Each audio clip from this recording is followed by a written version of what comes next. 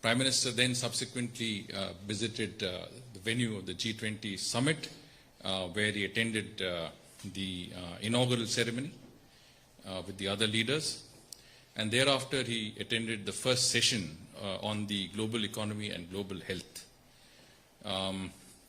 In his intervention at this first event of the G20, the Prime Minister highlighted India's contribution in the fight against the pandemic.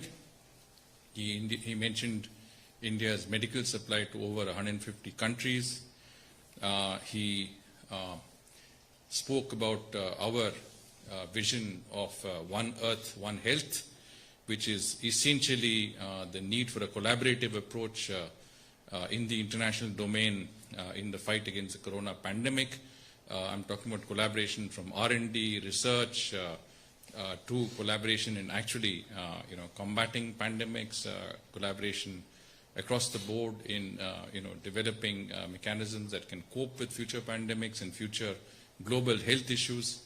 So the concept of One Earth, One Health, I think, is something that was enunciated by the Prime Minister, well received by G20 leaders, because this is something that I think is very, very important to the international community, and we are looking for comprehensive global solutions that can address issues that also deal with problems of inequity, problems that developing countries face, and this is again another approach towards the overall concept of the global common good that the Prime Minister has spoken of on a number of occasions.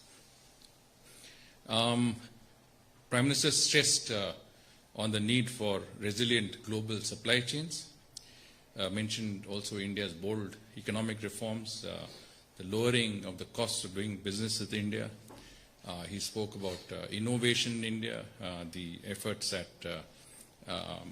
developing a sort of a culture of innovation. He invited the G20 countries to make India their partner in economic recovery and supply chain diversification. I think in some senses, the Prime Minister also brought out the fact that despite the challenges of the pandemic, India continued to be a trusted partner in the context of reliable supply chains. He spoke about the IT sector, the BPOs, where we did not allow the pandemic to come in the way of our contribution in the overall chain in the global processes.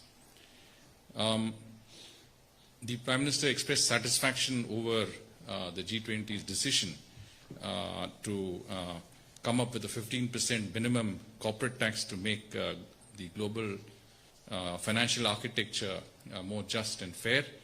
You are aware of the 15% minimum corporate tax, which ensures that companies don't go to the lowest possible tax haven in order to minimize their tax burden, and that the large multinational corporations pay their share of taxes to countries that they are located in. Here, I think it was also pertinent to mention that it was in 2014 that the Prime Minister had first proposed this idea of a minimum corporate tax in order to prevent, to some extent, evasion of taxes or, the concept. 2014, the G20 summit, was it? Was that? The 2014 G20 summit is when the Prime Minister spoke about this. He first mentioned the concept. So today there is satisfaction over the fact that the G20 has actually adopted this. This has become a global norm, and I think this is a very important step in ensuring more rationalized global tax structures and better cooperation in the international domain when it comes to issues like tax evasion, money laundering, corruption, so on and so forth. Some of the issues that the G20 is very, very currently dealing with.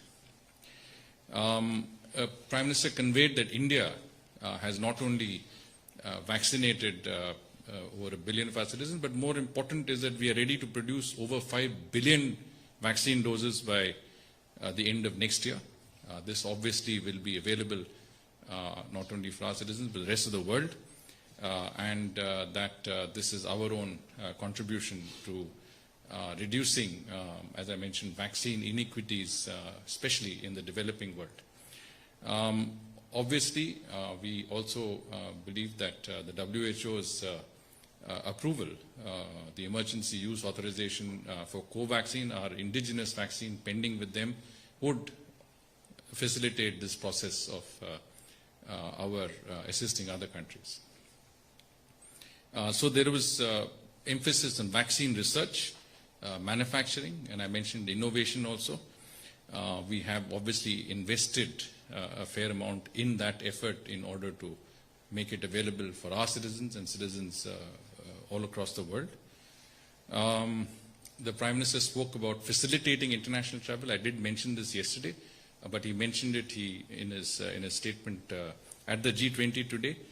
He talked about the mechanism of mutual recognition of vaccine certification as a means of achieving this. Tomorrow, as you're aware, there are 2 more sessions of the G20 on climate change and environment, and a working lunch on sustainable development. In addition, the Prime Minister will also attend a side event hosted by President of the United States, His Excellency Mr. Joe Biden, on supply chain resilience. He will also hold other bilateral meetings on the sidelines of the G20 summit. Thereafter, the Prime Minister will depart for Glasgow, where he will attend the COP26 summit.